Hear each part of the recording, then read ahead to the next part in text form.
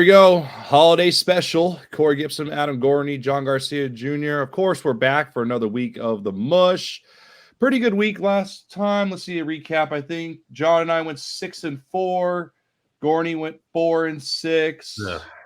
Kansas State really was a brutal hit for all of us, as well as Missouri. But it was a short week of games. This week we have definitely loaded up. I think I got 16 games for us. So the experts and myself, we will hopefully pick a lot more winners and add up the total. Really quick, Adam, you are 62-68. John climbing back 61-69, and myself a smooth 500 of 65-65. We will continue. We will move on, and we will start. I have a nice balance this week, Gorney. I got some good ones in the beginning, then our normal games, and then the bangers at the end. All right. You got Week 13, I'm finally learning how to do the show. Here we go. Texas A&M is going to LSU 11.5. Yes. So you think that this could be an LSU blowout, maybe? Texas A&M has an interim coach. It's a rivalry game, but is it really that like a classic rivalry? No, not really. I like LSU here. They're going to be able to throw the ball. LSU is also 5-0 in their last 5 times they've played A&M at home, but also 5-0 against the spread. So I can see a 38-24 kind of game here, a respectable performance by Texas A&M, but Jaden Daniels going for that Heisman, and A&M doesn't have a full-time coach. So I'm going to take LSU here. Yeah, that last point is really where I'm on. This is his last chance to showcase anything, although he's probably proven enough without this game to win the Heisman. This is his last physical chance because there is no conference title game for the Tigers. So, yeah, I think Brian Kelly, everybody should be, pushing towards getting the nod for Jaden Daniels, and I think he should. This A&M pass coverage unit isn't the best in the country, as you mentioned, Gorney, also an interim coach. So everything on the table for LSU, and really only a spoiler role for A&M. That's not enough, and I do think the Tigers can cover. Yeah, and let me jump in here too and say there's rumors about Evan Stewart going to the portal, with Alabama being a potential destination.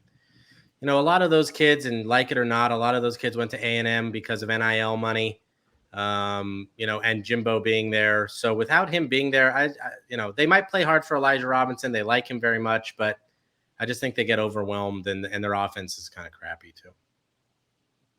Yeah, I'm going to go LSU here as well. I mean, you guys made all the points. John, I was going to say we might have to go back and clip. I think, isn't Jaden Daniels your Heisman Trophy pick for the year?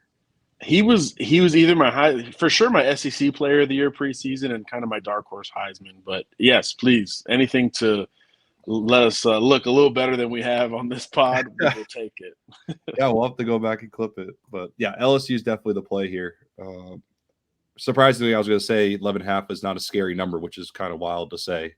But it's just not that scary. All right, the big Thursday game. Ole Miss going to Mississippi State, and Mississippi State gets 10 points. Yeah, I love the under here. Let me just give you some stats on this game. Hold on, let me pull it up. Last 5 times they've played at Mississippi State, under. Last 5 times they've played this game, it's been under. And when you look at unders like that, you take the underdog. So I think I'm going to take Mississippi State here. And I'll give you another stat here. This is kind of always been a quirky game, but the last 4 times they've played this game, it's been a 2-point, 10-point, 7-point, and 1-point decision. And there have only been 2 blowouts basically in the last decade, and both by Mississippi State, 35-3 in 2018 and 55-20 in 2016. So this is a game that's at Mississippi State. Again, they're without a coach, but I'm not sure that they loved Zach Arnett in the first place. They will play hard. Ole Miss is better, and Ole Miss will win the game, but I think I'll take the points here in a rivalry game and on the road. I'm with you, Gorney. The under feels more comfortable than the game spread itself. I will say this though, this isn't Matt Luke trotting out the Rebels here. This is Lane Kiffin, where there's always something at play. And one of the tells for Lane, at least in my experience covering him, is if he starts talking crap within the week, you should probably feel good about the Rebels. And he's already saying that the cowbell should be illegal, already kind of trying to almost hype this game up a little more. So that tells me he's really confident. So with it being 10 flat and not 10 in the hook, I actually like Ole Miss to potentially cover this thing. I just don't see how Mississippi State can generate enough offense to compete. So I do think the Rebels maybe start out slow, but eventually cover this 10 points. Give me Lane Kiffin. I agree with Lane. I mean, noisemakers are not allowed in stadiums except this one stadium. So why? With the loudest noisemaker. And then they're so annoying and loud. I mean, all 75 people in Starkville are woken up by those cowbells. It's so dumb that it's allowed. It should not be allowed. I agree with Lane. I stand with Lane Kiffin here. Yeah, I'm going to go Ole Miss. Even though I hate Ole Miss on the road this year, I just don't love the way they play, just the confidence. But you guys are totally right. Like Lane, just being Lane, like on a road game is everything I need to take them at that 10 mark. I was going to say, Gorney, did they ever do the SNL skit of like, we need more cowbell? Like, I actually do think they play that video. Yeah, they have to play it if they want to get the crowd going. It's like, oh yeah, I got a fever. But anyways, that's my old man joke for the day. All right, we move on to Texas Tech going to Texas, 12.5. Yeah, so I tried to figure out what the Big 12 play-in, like the championship game, looks like, and honestly, it was so confusing. I couldn't understand. I think if Texas wins this game, they're in. If they lose, they're out. But I don't know who's in if they're out. So Texas Tech could play spoiler here. If this game was in Lubbock, I would be a little concerned. But I think Texas puts the pedal to the metal here a little bit. Texas Tech is a team that fights hard, and I like what Joey McGuire is doing there. But this game actually has, Big 12 implications, potentially national, college football playoff implications. And Texas Tech has squeaked by Kansas and UCF the last 2 weeks. I see this as a comfortable Texas win. They blow leads in the second half, so I'm worried about a backdoor situation. But Texas has a lot to play for here. And Texas Tech is already in a bowl game at 6-5. So I'm going to take the Horns. Yeah, not much to add on to that. Texas is healthy. Their defense has quietly been very good. So I don't think Texas Tech gets, into the 20s in this game. And that Texas offense will continue to roll as far as Quinn Ewers, Brooks, and the crew are concerned. They cover. Yeah, easy Texas. Actually, Gorney, I was going to go away from you for half a second. I was like, I actually like sometimes Texas on the road. I feel like this year Texas at home, for whatever reason, struggles to cover. But like you said, there's just too much going on. There's no way they're not going to leave anything left on the table. It's all gas, no breaks this weekend for the Longhorns. It's going to be a bloodbath. So, yeah, we just jinxed them. Thanks, John. Thanks. All right. This is a game here that I thought was I actually think it's a really good game, and it kind of shows you how good the week is because it's not that much hype around it because it's going to get overshadowed. But Kentucky's going to Louisville, 7. Yeah, so this is an interesting game. If you could have gotten Kentucky at +2.5 and now up to 7, that would have been a nice middle situation. I think 7 is too many points. This is, again, a rivalry game. I understand Kentucky's been struggling, but let's also not forget that they're playing an SEC schedule and Louisville is playing an ACC schedule. Let's also not forget that Kentucky is 6-1 against the spread the last 7 times in this series. Now, Jeff Brom is a man among men, he is awesome. He has the greatest XFL quote of all time, but he's been sneaking by guys as well. Miami 7 in a close game, Virginia 7 in what should have been a blowout. Other than that really that major stumble against Pitt, which is just now probably just eating at him, because if not, they'd probably be in the college football playoff discussion. I think this game is just closer. I'll give it 24-20, 35-31. I'm actually leaning higher because this game does go over a lot. So I'll give it 35-31. I'll take Kentucky here. Yeah, I'm co-signing with the boss again. I think Kentucky's got a lot to play for here. They've been close on their end in a lot of their conference games. So to bring a rivalry element to it, I think will say a lot. And I think Mark Stoops has, his job's not on the line or anything, but perception for this season might still be on the line. So a way to knock off your rival in state who's, going to their conference title game. I think that'd be the perfect recipe, to the point where I think Big Blue can maybe win this one straight up. Like you said, Gorney, Louisville has kind of been limping by some programs here that they shouldn't have, and I think that eventually catches up to you. So maybe it's here as the Cardinals look ahead to Florida State in that ACC title game. I was hoping I was going to be smarter than you guys and go Kentucky here, but that's why I get with letting you guys go first. But yes, I will take the Wildcats. This game will probably come down to a field goal, and that's all I need to know just to take the Wildcats. So next up, probably my third most hated team so far on the Mush. North Carolina is going to North Carolina State. I don't have the line written down. I don't know why. 2.5. It's not much, yeah. Yeah, it's not. Yeah, this line is actually surprisingly low for me, which might mean I'm a sucker. But I don't know. I'm taking North Carolina. NC State played well at Virginia Tech last weekend, but it's Virginia Tech in a matchup of Drake May against Brennan Armstrong with a 3-point line, 2.5, a field goal. I'm going to take North Carolina. Now, this game went to like 5 overtimes last year, and I remember Mac Brown was on the sideline just standing there like this the whole time. Like that was the whole thing. But North Carolina has been really good against the spread against North Carolina State. 5-0 the last 5 times they've played at NC State. 5-1 in the last 6 times they've played. And North Carolina is kind of stumbling here. So I'm going to take UNC. I just think they have more firepower. Yeah, I'm going to do some Gorney math here. This line is begging you to take, I would say, North Carolina, because it's just 2.5. You're like, hey, field goal covers. Something is up. And usually when it feels that way, there is something up. I think NC State can play some defense. This is a very big rivalry, although it's not, viewed as such, nationally. And the NC State home crowd is sneaky good. I've been to multiple games there. It's sneaky good there. They'll show up for UNC. So this is purely following Vegas. I don't trust Brennan Armstrong.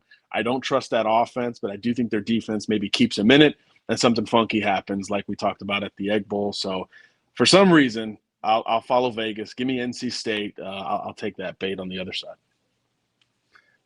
Yeah, I don't know what to do. I'm actually going to go North Carolina here, and I have to do a small rant because I don't know if you guys watched the game last week, but that was the whole North Carolina should have at least just covered the whole time. They were going to be up 14-0. The guy drops the ball, I believe, right before the goal line. Later in the game, they finally get the ball back to at least cover the 7.5. And what is Drake May, probably the number 2 pick in the draft? He throws a pick on the first play. I was like, we're at least going to score here. I was like, throw on the dramatic music. Here it comes. And then they're going to do an onside kick and not get it. But we're at least covering. I'm going to be the smartest man. Nope. He throws a pick.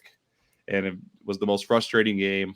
My friend picked a parlay. That was going to be the big hook on it, and he ruined it for us. So, believe me, North Carolina has been frustrating. I mean, they lost to Virginia and Georgia Tech in back-to-back weekends in October, and then had their chances last weekend against Clemson. I mean, I don't know, and all the loser coaches who are like, "Oh, we're 3 plays away from being undefeated," They actually could be like 11-1 right now. I think North Carolina is actually pretty good, so I'm sticking with them, even though it might be the sucker bet of the entire weekend. Yeah. So, they're up there for me for USC. The University of Florida is now they just joined the Mount Rushmore. So, all right, Missouri is going to Arkansas 7.5. Yeah, this is what scares me about this game is that. Missouri, 90% of the bets and 95% of the money is on Missouri, and the line's really not moving all that much. So the other thing that I sort of like here is that Arkansas is 5-0 against the spread at home against Missouri. Now, Arkansas can score, but they can't stop anybody. If I could get 9, what's the line here? 9.5? 7.5. If I could get 8, I'll take it. 7.5, I guess, is essentially the same number.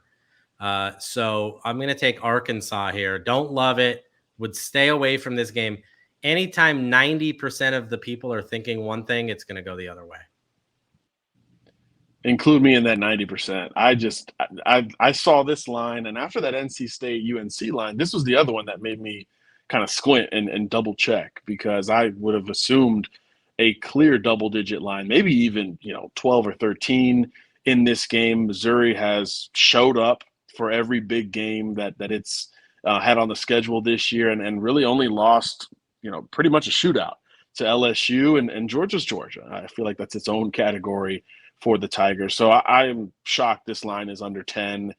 So yeah, I will join the 90%. I got to balance myself out, right? I went against the suckers. Now I'm going to be one.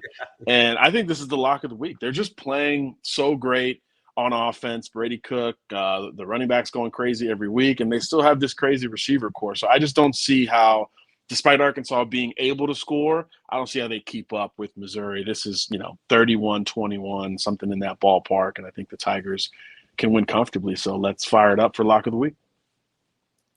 I'm very proud of you, John. I actually was going to make a joke saying, all right, John, here comes the Arkansas pick. It's always given. LSU and Arkansas. And I think I already made that joke 2 weeks ago, but I'm going to run it back. But yeah, no, I like Missouri here. I mean, I actually thought they were going to beat Georgia, or no, you just can't kind of hang in there. Better than I'd actually thought. So yeah, Missouri's definitely the play. Yeah. And speaking of Georgia, one of the big lines of the week, Georgia's going to Georgia Tech, 24.5. Yeah. I'm not going to bet on Georgia Tech. This is actually a game that Georgia sort of gets up for to just kick ass. And whether it's George Pickens fighting in the end zone or what have you, Georgia's also 5-0 against the spread the last 5 times they've played there. The place will probably be packed with Georgia fans. It's, an hour and a half down the road, 2 hours, whatever it is. I'm just taking Georgia here. I think Georgia Tech could score maybe a few times, but I don't think they could stop Georgia at all. Georgia might have the best offense in the country. I mean, it is very, very impressive to watch that. It reminds me of the old Alabama teams, and I've said this for years. Their defense looks like the old Alabama defenses. And now they just sort of pick apart down the field. They run when they want to. They get first downs on every third down. Then they take a shot and they score touchdowns. So I'm taking Georgia. This feels like 45-17. I like the over too. So Georgia in the over. Yeah, this is one of those that from a local perspective, you understand why it's a rivalry. It's Georgia versus Georgia Tech. But from a macro perspective, look, this is the school in Atlanta fighting against a school that kind of thinks and represents Atlanta more so with UGA. And that's a big deal between these players. It comes up in recruiting a ton as well. So like Gorney said, this matters more to Georgia than I think most people realize. So yeah, all the same reasons. Carson Beck has been sneaky elite and consistent all year long. And I think it's going to show up once more, especially on the road. If this game was in Athens, I think it'd have a little bit of trap written all over it. But at Bobby Dodd, I think UGA comes to play down, I-85, and they kick their ass. So this is UGA covering comfortably. The show's getting a little bit of everything now. We got Gorney with weather, John with directions and highways. we're locking in now. Yeah, just give me the dogs. If anyone's a loyal listener, they know my rules. And Georgia is just absolutely the play here. All right. Well, I guess if there's ever going to be a fan club, I am definitely the president of the over-under Iowa games. I have told everyone that I know, and it's everyone's number one thing now to look out, and they tell me. They love it. I love it, and we have to talk about it. So, and they're ranked. They're doing something that's working as well. So Unbelievable. Iowa is going to Nebraska, 2.5 at a great 26 over-under. It's actually smaller, right? Oh, it's just above what the Georgia line is. The Georgia, the total is what the Georgia line is. So that's telling. That's telling you. If they could fire Brian Ferentz twice, I wish they could, because this is just pitiful. I'm taking the best bet on this game is the under, and I'm not kidding. Iowa's under 5 of the last 5 games on the road was under. Here's the interesting. There's some interesting stats in this game though, because Iowa's 5-0 straight up the last 5 times they've played on the road against Nebraska. Now, with the game a -1 or a +1, whatever you're going to get it at, that means Iowa should be the bet. But Nebraska's 4-1 against the spread in the last 5 times playing Iowa. So there's not really an advantage there. I would like to see how big those lines were against the spread in the last 5 matchups. And there's also sort of some dichotomy in the over-unders. Iowa's 5 of the last 5 times on the road, they've gone under. But 6 of the last 7 times in this game, it's gone over. So could I see a 17-10 shootout? Yes, I could. Shootout. I could see it. I could see it. So I don't know. The public is sort of leaning Nebraska here, which has flipped the line. The money is following them. I don't really get why. I don't really sense that Iowa can't show up and shut down that vaunted Nebraska offense. I don't know. I'm just going to take Nebraska and follow the money here. Yeah, this is obviously a coin flip type of game, and the under is the most intriguing storyline, which is just amazing to talk about in 2023. But look, 2 great defenses. That Nebraska home sellout streak, I think, is still alive. So that will matter and factor in to this game. But Iowa doesn't really turn it over. I think that's going to flip this game one way or the other. I think Nebraska's going with Chubba Purdy at QB. I think this is, a little bit of a risky play for the Cornhuskers. So if that's the case, I could see a turnover on that side, maybe, changing the course of this game. So I'll take Iowa kind of by default, but yeah, don't feel good about that. Feel better about the under. I'm just going to go Nebraska just for home field advantage, and that is literally the only reason. I do want to make a side note. What are your guys' thoughts? I've been joking, and I don't know, I'm kind of getting serious about it. What is it, Parker, the defensive coordinator for Iowa? SC is going to the Big Ten. It's like it's a proven system to shut down the points. A man like Phil Parker will never leave Iowa City, man. He's locked in for life. I don't know if I'm the athletic, if I'm at SC, I need someone to shut down the points. It's there's been a lot of unders at that Iowa. I'm just saying. They're going to the conference. It might be something. Yeah, but Lincoln scores in like 6 plays, so he's going to have a lot more to do.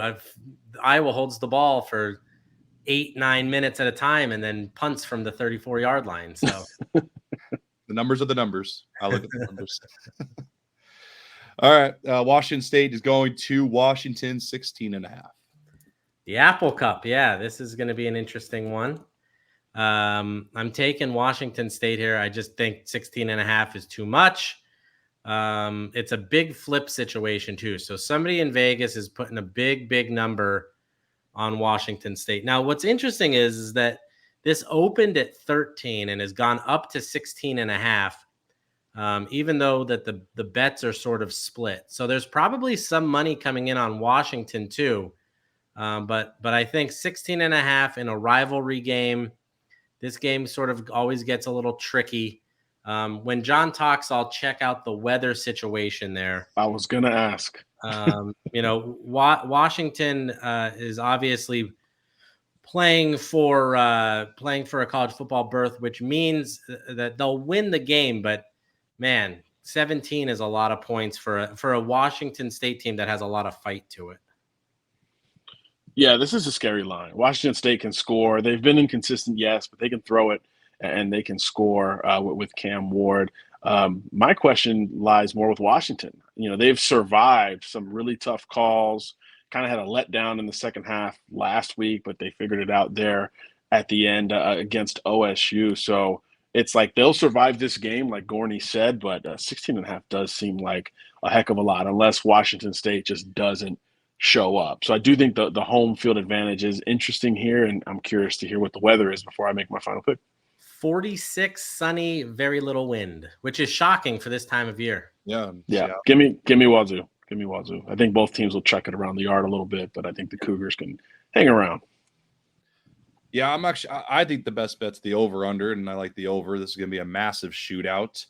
Washington State looked very good against Colorado's third-string quarterback. And if it was at Washington State, that's also one of my rules. That field is like 200 yards sideline to sideline. I don't care what you say. It's massive on TV. It's massive. No one can ever play there. But it's at Washington. They're going for the playoffs. Penix still wants to try to put his name out there for the Heisman, all that good stuff. So as much as I hate that line, Washington will get it done, and I would take the over. 68.5. That's a lot of points. What did I say? 60. Oh, yeah. I think you meant sorry. Yeah, 68.5 is a lot. Washington State scores a lot. Cam looks pretty good right now. Notre Dame's going to Stanford. Massive line again, 25.5. Notre Dame. Stanford's done. They're 4-1. Notre Dame's 4-1 the last 5 times that they've gone on the road against Stanford, and those were, usually, at least in the early part of that, better Stanford teams. So this is a 42-0 kind of game. I think Notre Dame shows up. I don't think Stanford has much, and the crowd will not be much of a factor at all. So I think Notre Dame puts a nice number on them. I just don't think Stanford has much left. I mean, they just don't have a lot of talent on that team right now. Troy Taylor is trying to rebuild them from a pro-style running team into a spread team. That will take a while. Notre Dame's offensive line will push Stanford around.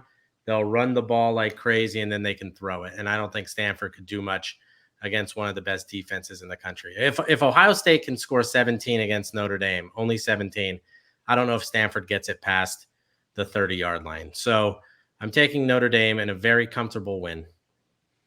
Yeah, what made this rivalry sort of special over the last however many years is that there were similarities between these two programs in terms of wanting to win the line of scrimmage, run the football, and play defense, kind of like we talked about in the Big Ten. But it's a different Stanford team. You're absolutely right here, Gorney. And the strength of Notre Dame's defense is its secondary. So Stanford wants to throw it around. Notre Dame's strength is the secondary. Yeah, this is a blowout comfortably here for Marcus Freeman as the Irish round out the regular season with a nice win. Yep, Notre Dame's obviously the play, and I was going to make a joke saying everyone's ridden off this game, even the networks, because doesn't Notre Dame have like the deal with NBC or something, or they're always on NBC, and this week they're actually on the Pac-12 network. Oh man, not even Peacock.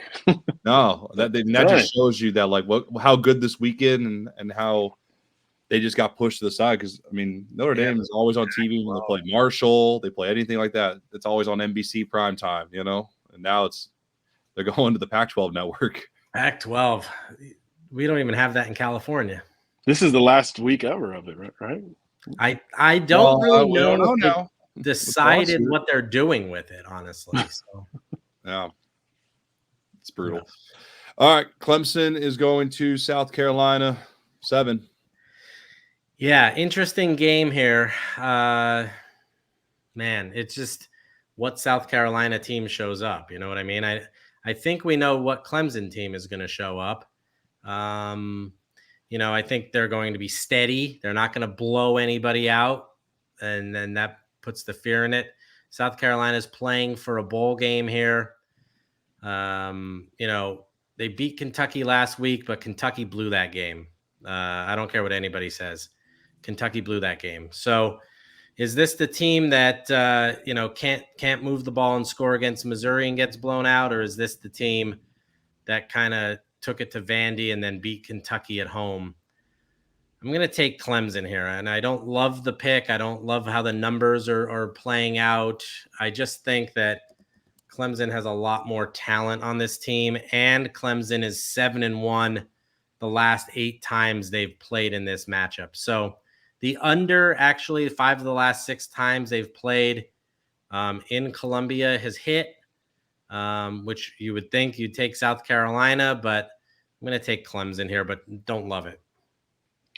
Yeah, that South Carolina defense just hasn't been good. Clemson will overwhelm you, but they will run it at you with Shipley and Maffa and those guys. So if Clemson can take care of the ball and just kind of present something, to that secondary, I think this is a comfortable Clemson victory, especially because you said it, Gorney, 7-1 in the last 8. That one came last year when Spencer Rattler went scorched earth the last couple weeks of the season. So it being in Columbia does make me pause a little bit with the Clemson selection, especially at 7 and not 6.5.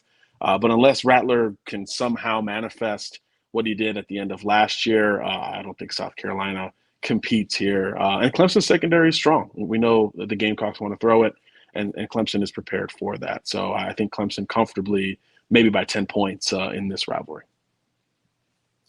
Yeah, for me, this is the battle of two frustrating teams all year. I can never pick them. Like Clemson has ruined so many picks for me this year, but I'll take Clemson. I hate it, but I'll take it. It's fine. They can cover the 7, and we move on with our lives. All right, on to our favorite team of the year, Arizona, going to Arizona State, 10.5. Yeah, this is an interesting one because I wonder how much the kids at Arizona have heard the Jed Fish talk about getting any job known to man out there, and if they are listening to that stuff. It's interesting. No real trends in this game. Arizona's 6-1 in their last 7 games, but Arizona State's 5-1 in the last 6 times they've played Arizona. The problem is that Arizona State stinks, and Arizona's really good. At least they can score. So the public likes Arizona here, but the money's following them. I just don't think Arizona State, and again, this is a rivalry game, and double digit in a rivalry game of marginally decent teams is scary. But, I think they're going to be able to pass it. They're going to be able to run it. And I just don't know what Arizona State can do to stop it. So I'm going to take Arizona here and stick with T-Mac and Fafita. Yeah, I wish I had a stat on the outgoing coaches as they level up. Because it seems like they always win their games on the way out. And then you get the awkward interview after where it's like, hey, are you going – Mike Norvell, you going to Florida State? He's like, well, we're just happy that, we played well. I haven't even thought about it. Yeah, it's, I'm focused on, the Memphis Tigers today. So if we get something like that, I actually feel good about that team because it seems like the coaches kind of leave it all out there. So that coupled with Arizona State just not being that great, I think makes it comfortable for the Wildcats once again. Yeah, Arizona's definitely the play. They looked great against Utah last week. John, you said it right. They're going to keep playing hard. I'm actually going to make this the lock of the week. I don't think 10.5 is very scary. They're going to keep pressing on Arizona State, who actually has had weirdly good home games this year. But it's not enough. This game will definitely be a 2-touchdown game. So, anyways, all right. Florida State is going to Florida, 6.5. Yeah, man. Yeah. Last weekend was really the first time that I saw Napier just really angry on the sidelines about how that Missouri game ended.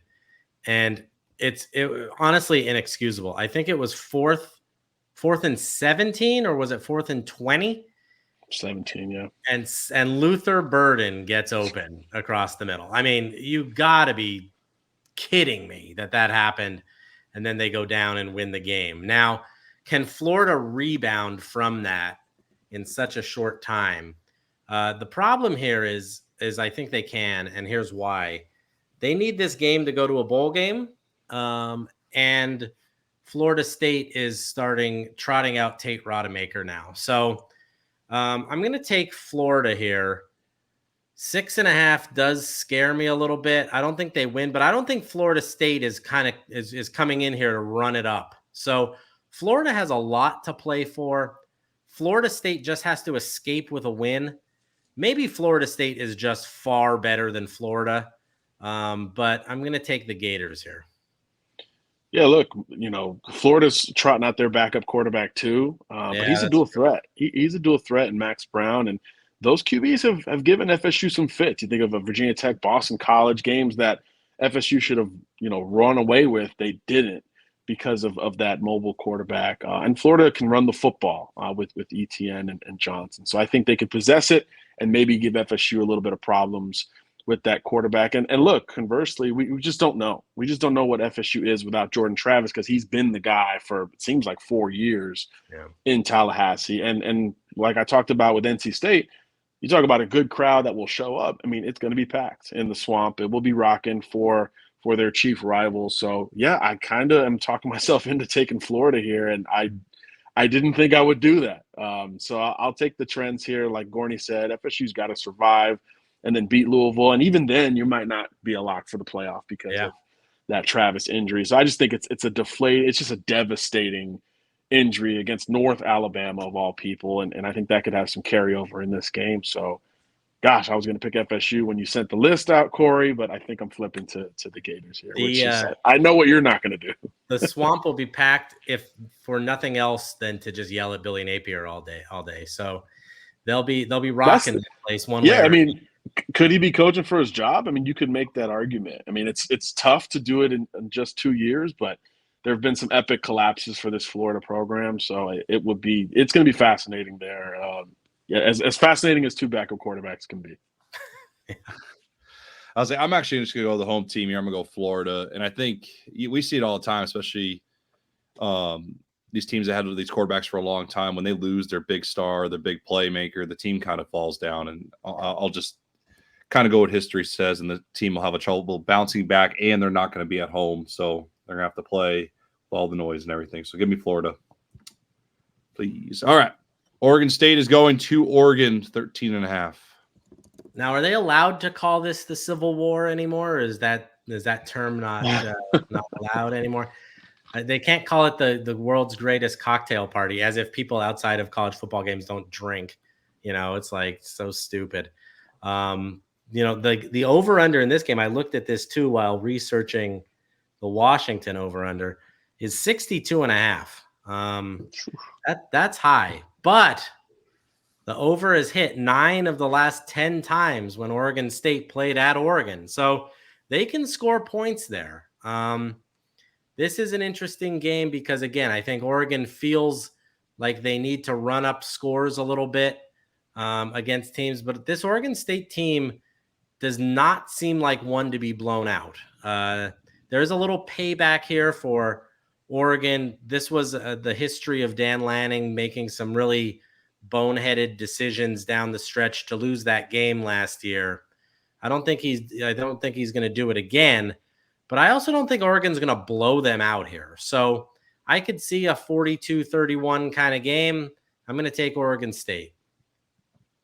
Yeah, I'm with you. This line was shockingly big when it came out, especially given not only the history of this rivalry, which is another one more intense than people realize, but also given what Oregon State has put out the last few weeks. I mean, if you could basically shut out Washington in a half, your defense can play against Oregon, against Georgia, Bama, anybody, Ohio State. So I think that coming off of a loss, even though you performed well, I think that will carry over into this game, and I think it'll be really competitive all the way through. I'd pick Oregon to win it, but 13.5 is a little too much. So give me the Beavers.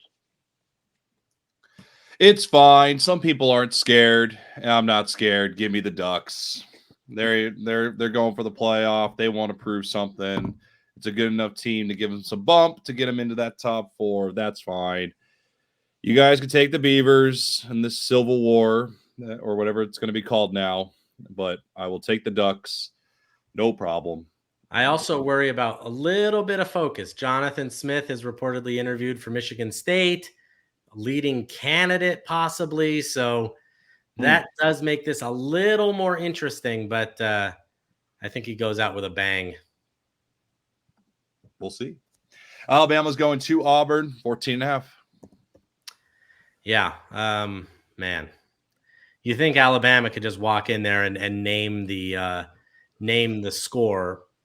But I will say, again, right when you think Auburn can't get any worse after losing to New Mexico State, and not only losing to them, but like honestly being the worst team, the lesser team on the field. I mean, New Mexico State was running at them and could not be stopped.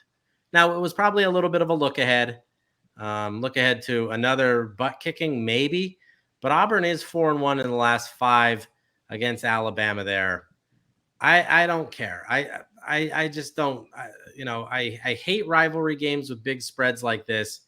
But Alabama is still playing for a whole lot.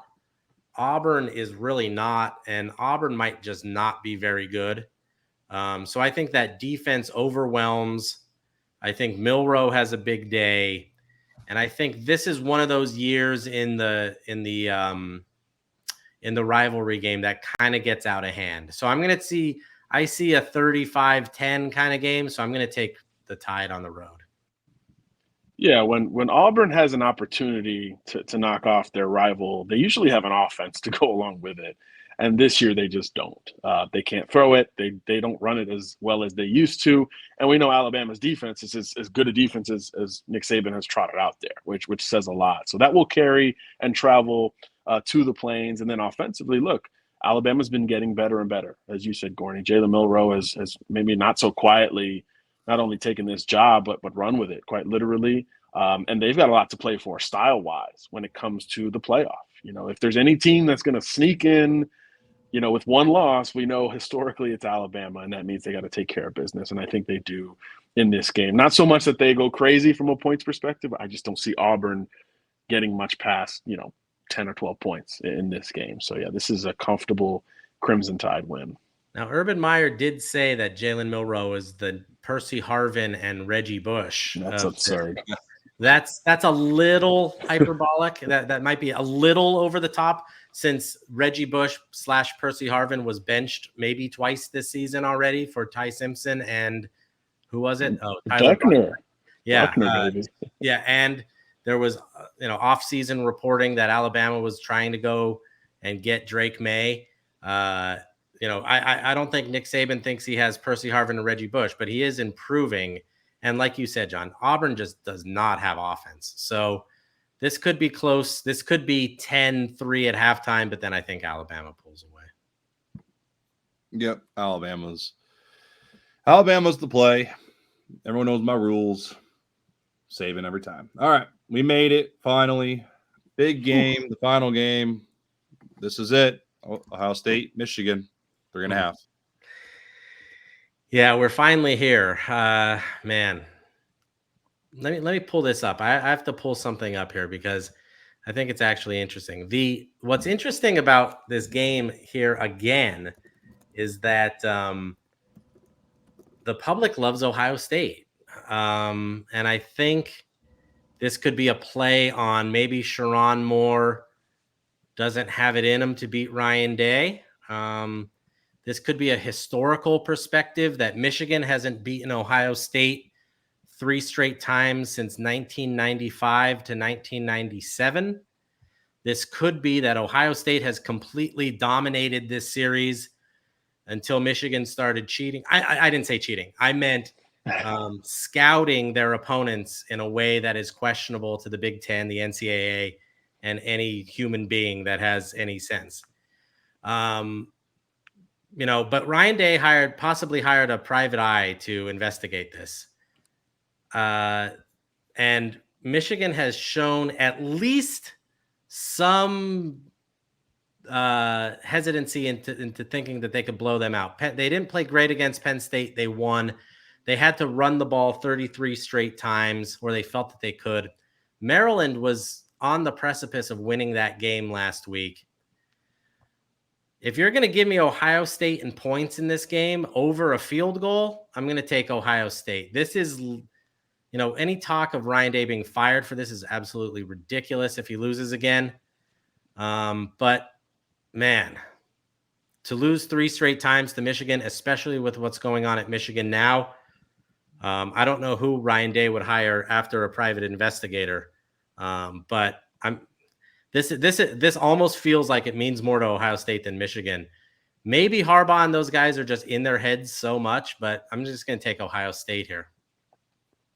Yeah, look, Michigan's got excuses, built-in excuses to drop this one, to not follow through on the playoff like we've seen over the last couple of years. And like Gorney said, Ohio State with more than a field goal is crazy. We've probably never seen that in the recent era. So I like Ohio State here. Straight up, I think that outside of maybe the quarterback and the tailback tandem, I think Ohio State's better at every other position. And the difference going into this year is that Ohio State's defense, once again, is really good, maybe the best in the country when all is said and done. And with what Michigan wants to do is play that bully ball, and I think Ohio State is finally equipped to meet that head-to-head. Doesn't mean they're going to stop it, but I think they'll be able to slow it down, and they'll do just enough offensively to win, 21-17, something like that. So the Buckeyes get it done, and their path to the playoff becomes probably the easiest in the country after Saturday.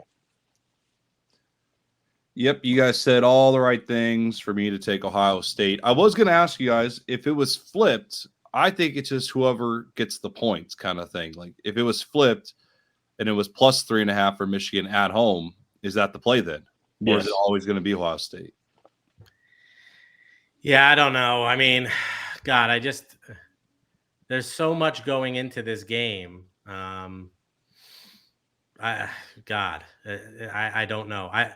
I don't think I actually sort of prefer the under, even though this game has gone over the last 2 years. I just sort of prefer the under here in the sense that both teams are going to be so hyped, so stupidly hyped for this game that maybe they make mistakes and there's some breakaway runs. I just think there's a lot of 3-and-outs early on, maybe some deep ball interceptions, stuff like that. So Ryan Day has waited a year, if not longer, for this. Someone has hired a private investigator to look into Michigan and found stuff. I mean, this is beyond just winning a football game at this point. For sure. All right. Well, it's been a long one. Let's close it out real quick. Lock of the week. I picked Arizona. John picked Missouri. Adam, did I miss yours, or do we have a story? No, I got one here. I got a big one. And it goes to the Florida International Western Kentucky game. Oh, baby. The I thought we were going to get a Go Army beat Navy here. Wait. No, that's next week. That's next week.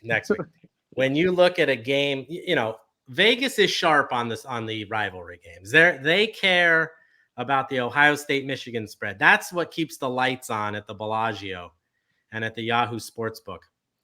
But when they're booking the Western Kentucky FIU game, they don't care. They don't give two craps about that number, which means that's where you can find the good, juicy numbers. And Western Kentucky is the play. Here's why. 62% of the public is on Florida International. The line has not moved off of Western Kentucky -10. So they keep wanting people to go into FIU. Let me just remind you, FIU got blown out at Arkansas last week. They're hurting. They got beat up by an SEC team. The week before that, they lost 40-6 to Middle Tennessee. The week before that, they lost 41-16 to Jacksonville State. Now, Western Kentucky's not knocking anybody's socks off. They do give up the run, but Florida International can't run the ball.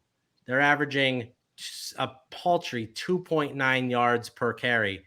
And you know what they also can't do? They can't throw it. They only have 9 passing touchdowns all year. Western Kentucky has 28. Western Kentucky is already in a bowl game. They're looking pretty. FIU is 3-9. They've lost 3 straight. They're going to get blitzed in this game. Western Kentucky big. When you lose all on the rivalry games, take Western Kentucky later in the day, and you'll be a happy man. Western Kentucky is the play. Love it. All right.